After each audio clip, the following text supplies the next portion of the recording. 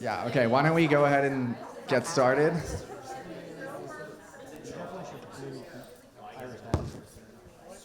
Should I also change my, I don't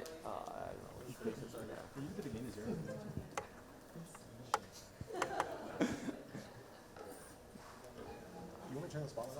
So we're going to start with our industry panel, or academia panel, sorry. And we're very fortunate to have a very diverse sampling of the different academic careers today.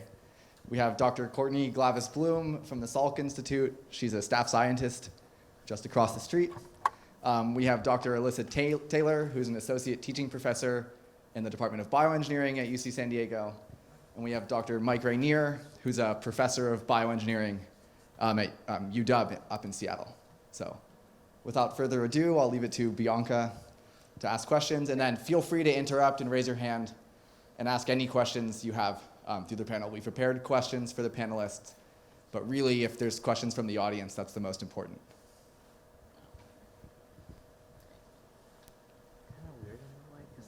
You can pass the mic around.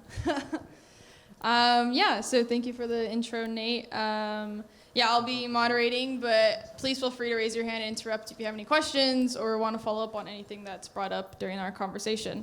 Can you all, please introduce yourself and kind of give more explanation of your position and kind of how you got there or where you are today? I'm Mike Regnier. I'm from the University of Washington. I've been there way too long, 27 years now. But I'm a professor in the department, and I've been the associate chair and the chair for a while, and now I'm trying to get back more into research. Our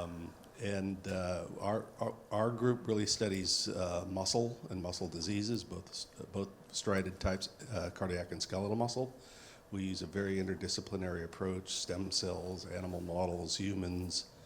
A lot of computational modeling, so it was really great to hear some of those types of things that are going on here. And by way of partial introduction of my colleague to the left, I just want you to know how lucky you are to have her. I flew all the way to Virginia about 12 years ago or so to steal her from University of Virginia. And you guys just recently stole her away from us. So any way you can get her involved in your programs, you will be better off. So with that, here's Alyssa. Literally making me blush. That was so nice. So as Dr. Regnier said, my name is Alyssa Taylor. I taught for 12 years at the University of Washington.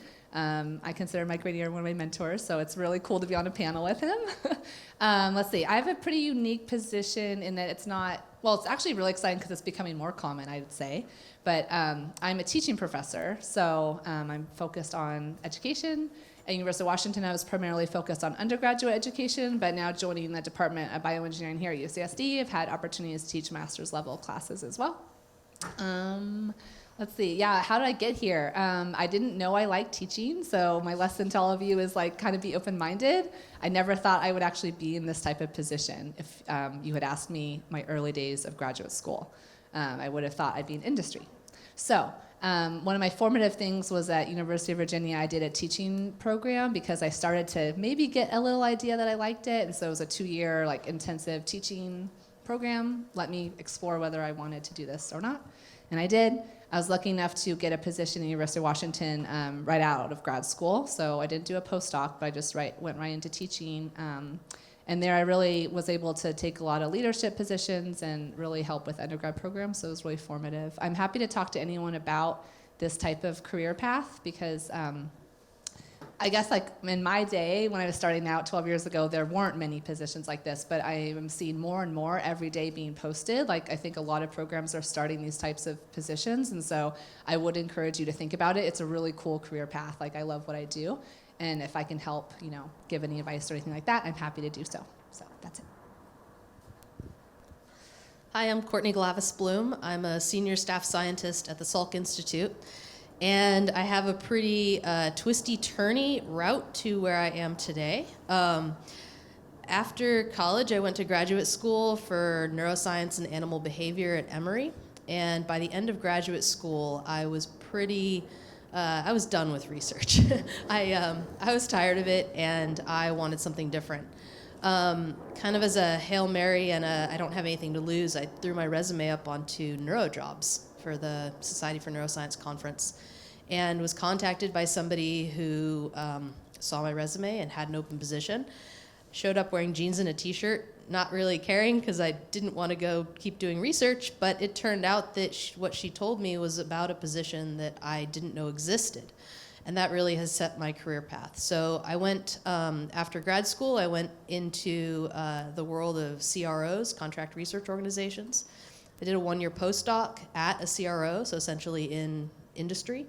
And then I stayed there and became a scientist there for the next 6 years. After I had my daughter, I wanted to move to San Diego, and so I started looking for positions in this area. My family's here and my husband's family's here. And I ended up working in industry for a company that was developing pharmaceuticals to enhance memory. And I ran a fairly large lab at that pharma company. And as pharma companies sometimes do, they closed their doors, and this time it happened rather rapidly.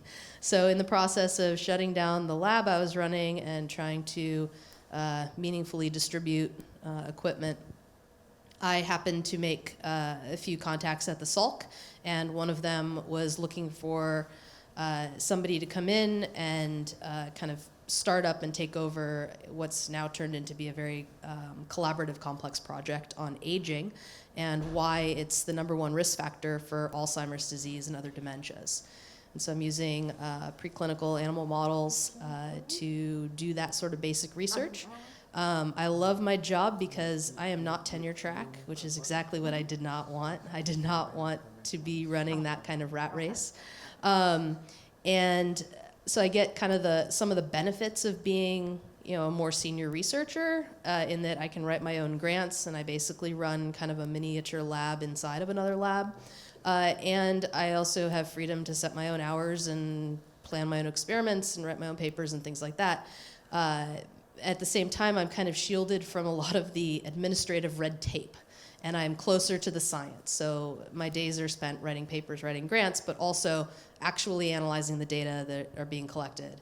And so I really like that I'm kind of in this middle ground where I'm close to the science, but also removed from administrative nonsense. Great. Thank you all. As you can see, we have a very diverse panel, as Nate mentioned. To kind of jump off of what you were saying, what's your favorite part about your job? I think a lot of students hear about this struggle with work-life balance as a professor and kind of the path to getting to being a professor. So we could start positive and fun with what's your favorite part, or what do you look forward to doing the most at work? Well, since I'm a teaching professor, it's pretty obvious I love working with students. So that was my favorite thing. I get so energized just by being in the classroom and talking to the students. So that's #1. And then I love collaborative projects. So there's a lot of freedom in my position to do collaborations on educational improvement, things like that. Right now I'm writing a paper with actually someone from the University of Washington who's going to be a new faculty member at University of Maryland, but on toy adaptation, something I added to a class last year. But basically contributing to scholarly work and working on projects that I find interesting. So kind of to your end about doing something you find interesting and being able to have that creative freedom is what I really enjoy the most. And in addition to my classes, I can find projects that I'd really like to work on. And I love working with other people, so that teamwork part. I think those are the #2 things. And then also just learning from all these great minds that are in academia and just getting a chance to work with other people like that is great. So I hear work-life balance quite a bit, and I think it's something to really think about. The role that I'm in is a role where you have to choose to go this path. There are advantages to industry, there are advantages to academia. One of the advantages I have is 90% of the time, I'm looking forward to going into work every day because I really enjoy what I'm doing. I'm a very curious person, and that's what we get paid to do is figure stuff out. So, and if you can get a job that makes you happy every day you go in, that's pretty darn good. If you're that kind of person, your work-life balance may be a little bit different than other people's. What I would say about that is you have to find out where your own balance is. It's not a 50-50 type of thing. You just sort of have to figure out where you want that dividing line and the other things that you want to do. But the one nice thing about academia is that you have the ability to do that. You have that flexibility to do that. And so I don't want to speak too long on it, but it's most people go into this field because of the joy of what they're doing, and as long as you can continue to find that's a good career for you.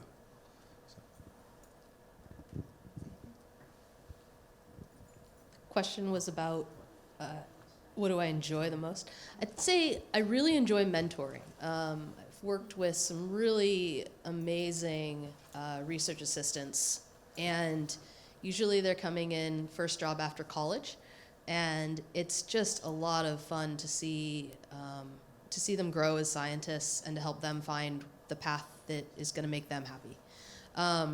So that's definitely my number one. And number two is problem solving. I love a problem that seems too big to even tackle, and being creative to figure out how to solve it. And then I think in terms of work-life balance, I agree with you. Academia has a lot of flexibility. And I think that in terms of my personal work-life balance, that's important at this juncture. I have a 1-year-old and a 7-year-old. And kids get sick a lot, which means that sometimes I work weird hours after they've gone to bed, and sometimes I have to not come in at the drop of a hat. And this job, this position, lets me do that, and also has a place to grow in the position. Like that kind of flexibility and needing to sometimes, prioritize my kids, my family, doesn't hinder, future opportunities. So yeah, that's work-life balance. Great. Thank you. We kind of touched on this, I guess, like in the intros, but I think something that a lot of people who are currently interested in academia, their mindset is like, okay, grad school, postdoc, be a professor, and kind of like that kind of continuity path. I think you guys touched on it a little bit, but could you explain like your continuity, or if there was like a light bulb moment where you're like, this is what I want to do and do for the rest of my life, or how did you kind of figure that out?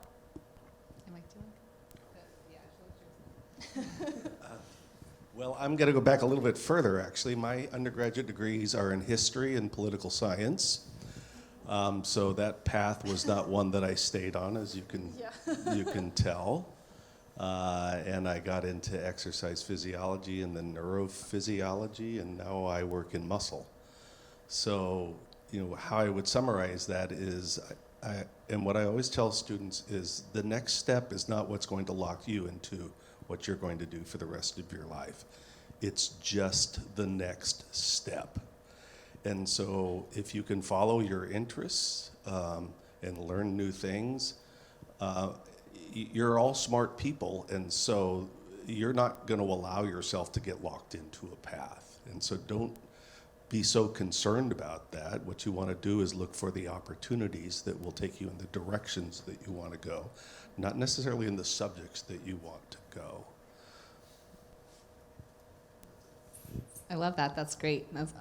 I like to message that to my students too. It's like, you don't have to have your whole life figured out, and things can change, and they should change as you explore more, as you talk to more people, as you engage in new opportunities. That's how you're going to form like what you're really interested in.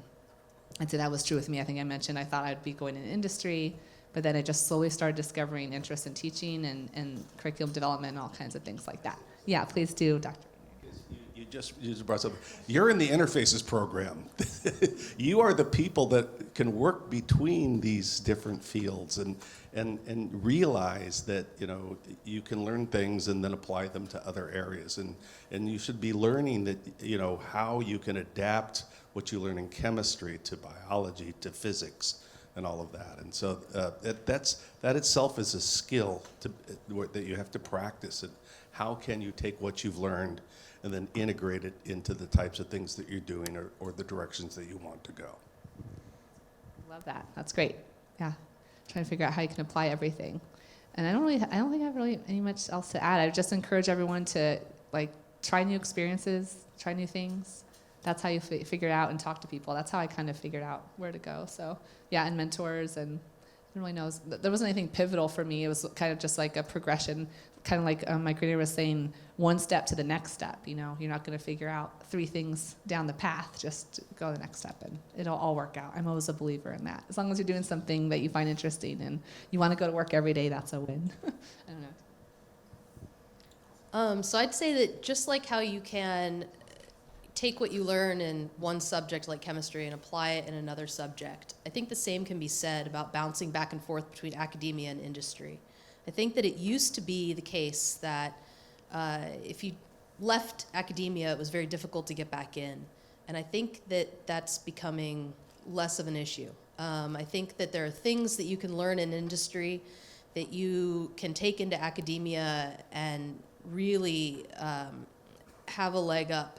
There are things certainly that I have only learned in academia only in industry and can apply back in academia that I've been really grateful for the industry experience, and vice versa. So I'd say don't write anything off. I always tell people that I mentor, never say no to an opportunity that you don't yet have. Always take the interviews. You can always say no once they give you an offer, but always open doors. Don't shut any until you're really certain that you want that door shut. Can I ask you a question? Yeah. All three of you, but I was going to talk. So yeah, I have heard of maybe like one professor or two that has gone and done in their career some time in industry before returning. I have never heard it, but I've always wondered at what point do they come back? How does that transition happen? Do they do a postdoc and then go to industry? Does it work like that? Can you do the reverse? Would you apply for professor jobs in industry and get taken? Is that like something you guys have seen in maybe colleagues or other people? Yeah, I think that's you. Yes, I've seen it both ways. More often I see people that have been in academia for a long period of time and then they move to industry. But I've also seen people that do that sort of go back and forth. There are people that work in both camps, actually. They have partial appointments. As you work in industry, oftentimes you find graduate students, maybe they finish their PhD, they'll go out into industry for a few years, and then they'll want to come back at that level. I think it does get more and more challenging as you gain more and more experience in industry, only because you're more expensive to bring back into academia, right? It's not the financial barriers aren't so much in the other direction. But if I have to put together a $4 million startup package for you, then that's a bit of a barrier, So you've got to get oftentimes multiple groups that are interested in bringing a person in at that level. Right, but earlier on, I think that a lot of the barriers have come down, and I think that there's a lot of flexibility. Yeah, and I've seen professors get like adjunct appointments, especially when they have industry experience. There's some classes that really value, or like we need industry experience, like regulatory considerations or things like that. And so there are certain topics that we definitely value having an industry perspective. So that could be a good synergy there if you don't want a primary professor position, but there are adjunct positions too. One thing that I would be aware of is that in industry, in some industries, publications are not the main currency, as is the case in academia. And so, goals and hitting deadlines and milestones and moving maybe a product towards market by a certain date is really, that's the productivity that matters in industry in most cases. And so that can limit, if you don't have publications from your time in industry, it can limit your ability to, get into certain academic positions thereafter. So it's not to say that, if you want to end up in academia, don't do a stint in industry, but maybe pick a type of industry or a particular company that does publish and that will support you in your long-term goal to get back into academia. Great. Are there any other questions from the audience? Maybe.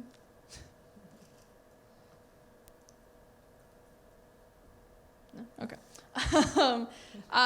Do you have any advice for students who are interested in academia or kind of in that like pivoting moment, early stages? What's your, I guess, biggest piece of advice? I guess I'll go because I have the microphone. Let's see. While I was a grad student, I would think about trying to be as involved as I could. Like, look for opportunities beyond just your research to get involved. And by that, I mean departmental service. For instance, like engaging in committee work can be really fulfilling. And you can also really make an impact for the department. But then also, you're kind of getting like an inside like peek into how we operate at a departmental level. And so like you have a more preparedness for being a faculty member because you know what faculty members do in committees, for example, and you know the types of discussions we have, the types of projects we work on, and we actually really value student input on committees and projects like that, like really, really, at the grad level, also postdocs. I've had, lots of great experiences with having both postdocs and graduate students on my committees, and that's been a great collaboration. It also helps prepare them for their interviews. So like when they're interviewing for faculty positions, they have much more information about how a department works. What are the student concerns? How do you tackle student issues? Things like that. How do you tackle curriculum development and continuous improvement and all that stuff? So, yeah, I know you're really busy as grad students, so it's hard. But maybe just pick something that you can do and do it well, like that you can, you can devote a certain amount of time. And then I think that's pretty much it. Like, look for any kind of leadership opportunities. I mean, I've known Nate for a while now, and even as an undergrad, he was doing things to kind of prepare for different tracks in academia and things like that. So lots of volunteering organizations. Student clubs are a great way to get started too, like BMES, for example. So that's what I would say. And then also find yourself a great group of mentors, and not just your primary advisor, but like people that are on your PhD committee, because everyone's gonna have a different story and everyone's gonna have different insights to share with you, and you can really benefit from like their disparate experiences and perspective. So that's what I think. Yeah. I think my biggest advice is to listen to yourself. You're really the only one that can look out for yourself in the way that you need to be looked out for. And you're the only one that can know what actually makes you happy and what you think should make you happy. And listening to that internal dialogue is really important. I think that I definitely agree with finding mentors. One of my most amazing mentors was somebody that I did a 10-week summer internship with the summer after my freshman year of college. And he is still a mentor to me today. So, don't burn bridges. It's, pretty standard, but not just don't burn bridges, but keep them alive. Make a point of staying connected with people. Drop them an email and let them know what you're up to. And take advantage of networking opportunities and do informational interviews. So, I would agree to everything they've said, but I think I would extend, so for example, the mentoring. It's great to have a good team of mentors that could help guide you, but you want to think about what's going to happen when you set up your own laboratory. So you yourself are then going to become the mentor. So any experiences that you can get in mentoring undergraduates or beginning graduate students or any new people in the laboratory are very, very valuable experiences for you. The other thing is, and I don't know if it's still this way, but it's certainly, the people I talk to, it's the shock of running the laboratory. Okay, so as a graduate student or even a postdoc, you get the advantage of focusing on your research, okay? And you get very involved in that and it's very, very focused. When you set up your laboratory, now all of a sudden you're a manager. You are a supervisor, you have to handle a budget, you need to make sure that you can accomplish everything you're supposed to be accomplishing if you get grants. And so what you should be doing is looking around and seeing how your lab gets things done, what works well, what you don't think works well, and start to think about how you would manage a group of people that will help your laboratory be a success. Right. Question? Yeah. Yeah, so, okay,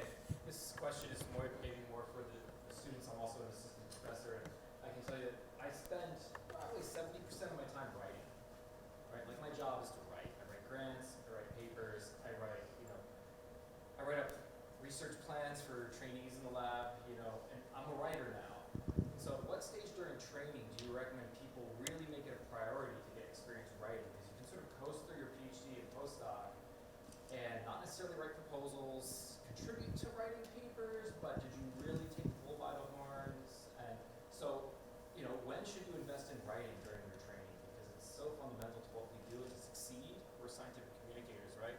Plus we have to pay the bills. So when should we learn to write? As soon as possible. Get involved very early on. If you're writing for fellowships, that's one opportunity to do that. And that's also good career progression, because as you're being recruited for faculty positions, people want to know how you're going to be successful. And being successful means you need to have the money to fund your laboratories. And science, a good part of science is communication.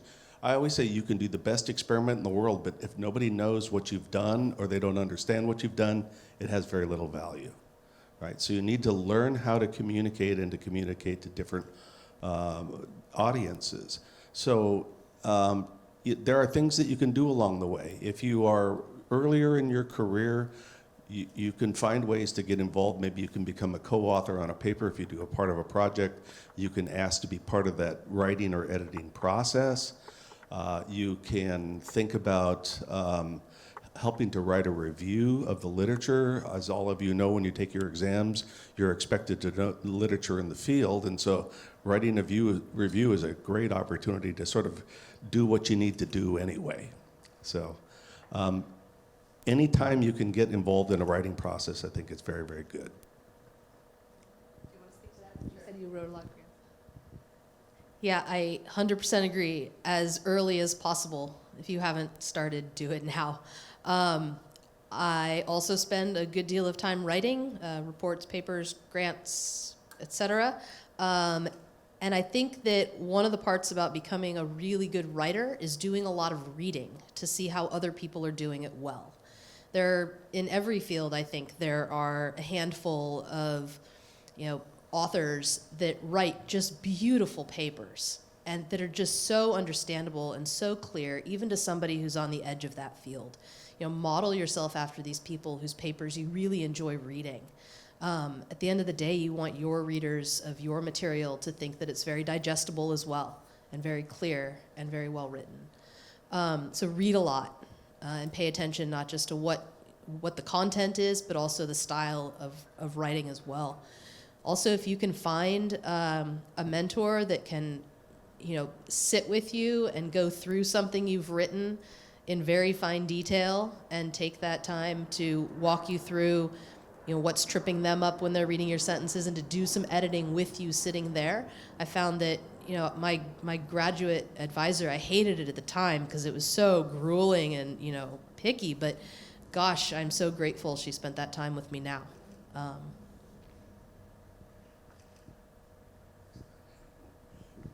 You brought to mind something else, and that is if you can get involved in reviewing papers. So if you have a postdoc in the lab, or if you have a professor that's reviewing a paper, that's always a really good exercise, because as you read that paper, you are evaluating how well that person is communicating. And that allows you to then think about, okay, well, how might I present this differently to get the point across, especially if it's something that's not exactly what you're doing, right? Because that is the goal, is to reach as many people as possible. And I teach classes where part of that is sort of doing a journal club type of thing. It's very easy to rip apart a paper, all of the weaknesses of the paper. So that's a valuable skill to learn, of course, but you should also evaluate what's the value of that paper. How does that paper move the field forward? What's its contribution? So you want to really find that balance of sort of finding the weaknesses. How might I do things differently? But then sort of step back and say, okay, how does this paper improve my understanding of what I'm looking at?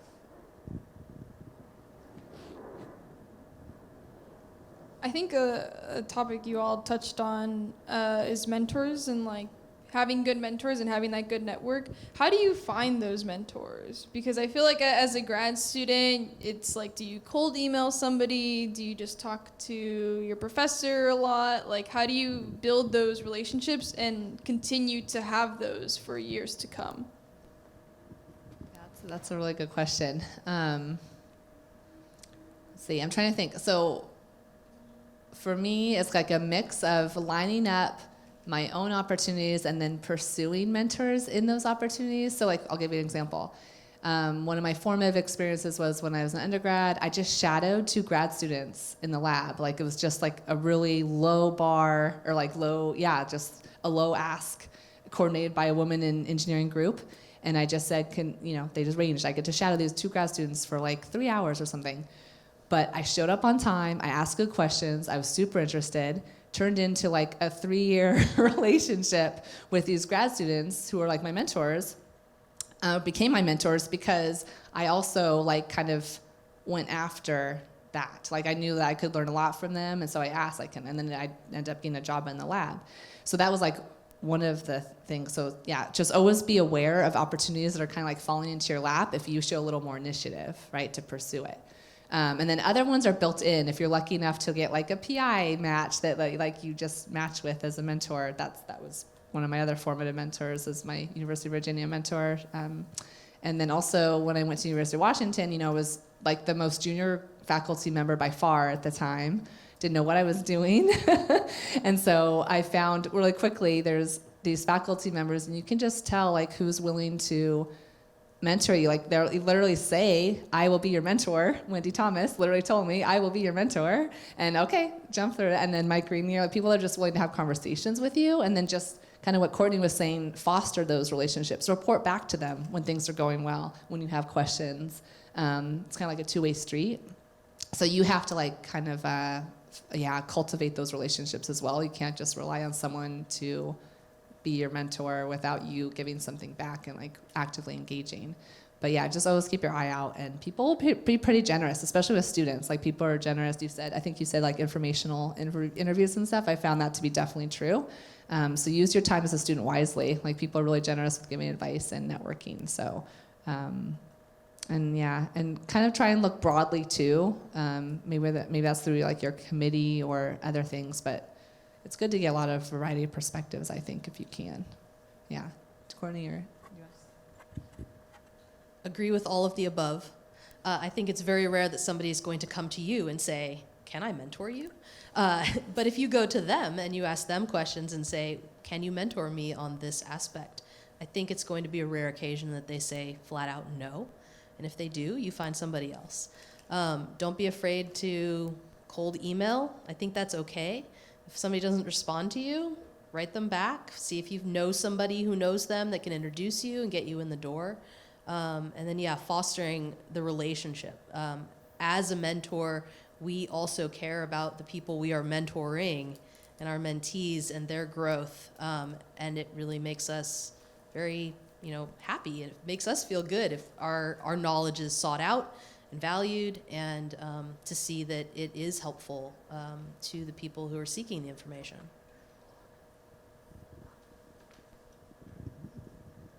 Andrew. Just while we're on this topic, I should also mention that a number of professional societies these days actually have programs that are specifically designed to match trainees or early career scientists with mentors. The Biophysical Society, just as they had its meeting here in San Diego, they would do this very well and at scale. So part of the answer to the question, particularly if you're looking for a mentor in a particular professional or scientific field, is the professional societies actually do this and they do well. Yeah, very good point. I was going to say that you start to get there's this mix. When you form your committees, you usually find people that are in your area of interest. They can become your mentors as you start to go to meetings and you meet with people from different laboratories or the PIs, and they get to know you. Then oftentimes they can become your mentors.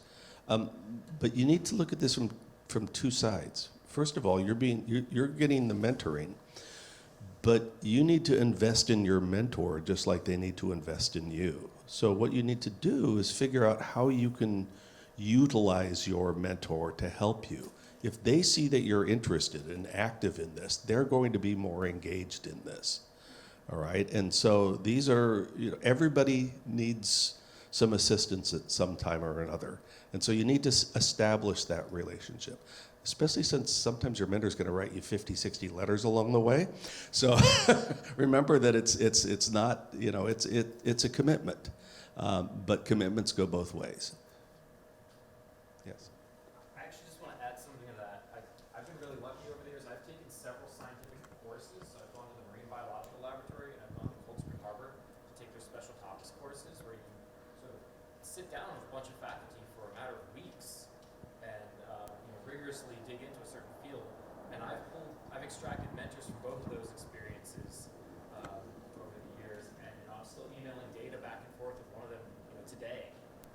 Someone who I met almost 20 years ago at a course. And so sometimes these courses really fit into your PhD training, and it's a great opportunity to expand your network not only with the colleagues but also with the mentors that they're like de facto part of your network now, and they're going to know you. So, but what do you give to them? That's the hard part, right? Like it's one thing to say, hey, teach me something, tell me something. I need a letter is probably the wrong way to start. I get that all the time from students, but enthusiasm is contagious, and so when you bring people exciting ideas, you're excited about your findings, and you really want to discuss it. Hey, could I just get your feedback on this finding I had in the lab? Is this okay with your primary advisor, of course, to share this information? That's the kind of thing that will just pull people into the fold and get them to engage with you. Very good point. Yeah. In the back. Following up on this, how do you recommend maintaining those connections like over the years with these mentors or PIs? Because you don't really talk to them anymore for other reasons. Yeah, so again, having meetings, the annual meetings of societies and those types of things, that's one mechanism. But it's all communication. If you haven't talked to, it's your job to tell your mentor how your career is progressing. They're not going to be looking through their microscope at you, so you need to let them know what's going on. Just stay in communication. Yeah, absolutely agree with that. Just if something big happens in your career, email so fast. Just I literally do this. Like my old advisor, my PhD advisor, like still in touch. You get an award, like send it to them. Yeah, they're so happy for you. And then being on the other side now, where I'm mentoring students, like it's so rewarding and so fulfilling, like to get those emails. I got into med school. I got into this grad school. It's like it takes like a second to email your mentor, right? But it means so much, and then it just like keeps the loop going. So just check in. I love what Mike Regnier said about like the meetings. Like I have these built-in dates where I know I'm going to see like my mentors. So like try and go to conferences, and a year goes by really fast. I just thought of a funny story, so I had to get Mike back for a minute. So I have a student that did their undergraduate work in my laboratory. She went off to Duke, got her PhD, and then decided that she wanted to go to the FDA. She still writes to me every year, but what you shouldn't do is give your mentor one of those cards that when you open it up, all of the glitter falls out and all over your floor. So, but the note is very appreciated. I know who you're talking about. And that means so much, right? To get these like communication and discussions with your mentor. So do you have any other? I think one kind of maybe less threatening way to start a conversation or keep a conversation going is maybe to watch a talk that they've given recently and send them a paper that connects to it and ask them a question about it. Or there are very on-topic science ways to communicate. It doesn't have to be, I've done this great thing or I won this award, because sometimes you don't win those awards, right? But it can just be about general life stuff as well. Also, I think letting them know what your plans are. For instance, when I was ready to move back to San Diego, this mentor that I'd had for more than 20 years, I said, hey, at a point where I'm ready to move back to San Diego, if you hear of any openings, can you please let me know? That's how I found my job back in San Diego. He knew somebody was looking, and I had heard of that person, and he put us together, and next thing I knew, I had the job. So it's not just when things are going well. It's also when you need something. Once that relationship is established, and just kind of keeping up. Great. Any final questions, comments? Yeah. I have a question for Professor Taylor. Basically, someone who really loves teaching, but I also am thinking of going into industry, and I wanted to ask, I guess, straightforward, like, what are the aspects of your job that you dislike the most? This is being recorded, isn't it?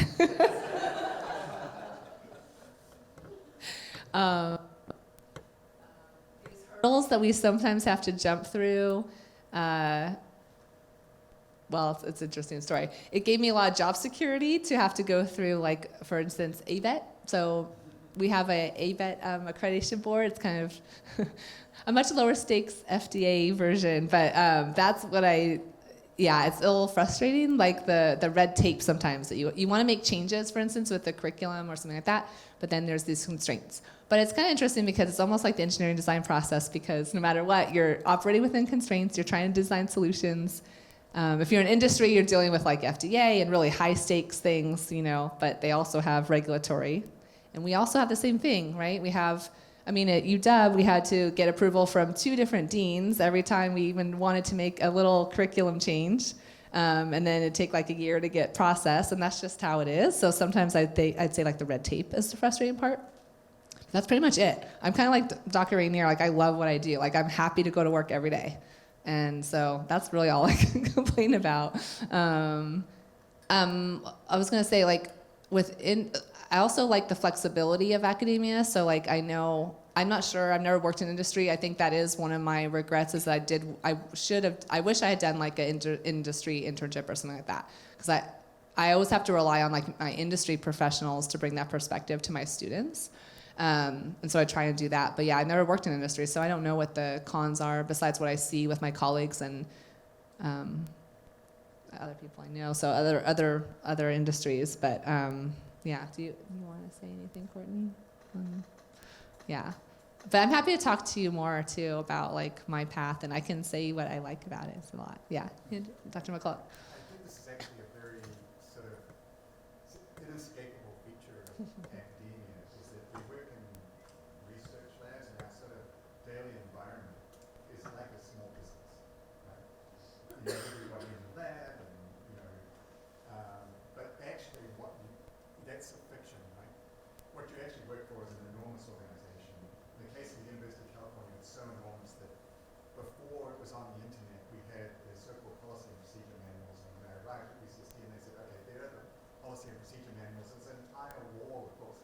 I was fairly sure there were more rules and books of the policy and procedure manuals than there were in all the laws on books in New Zealand where I came from. So, I mean, if you think that that's a big organization, we've got news for you, because your funding is going to come from this organization called the National Institutes of Health, which is part of the federal government. And their policy and procedure manuals, you know, will make these ones look small. And so we're actually embedded in these massive bureaucracies that we can't escape. We wouldn't, this sort of small business environment, this village-like environment that we like working in, couldn't exist without these big bureaucracies. But, you know, that's where all the hassles are. Yeah, I like that. You're never going to escape it. It's going to be some kind of form of that no matter where you are. So that's fine. That's not a big deal.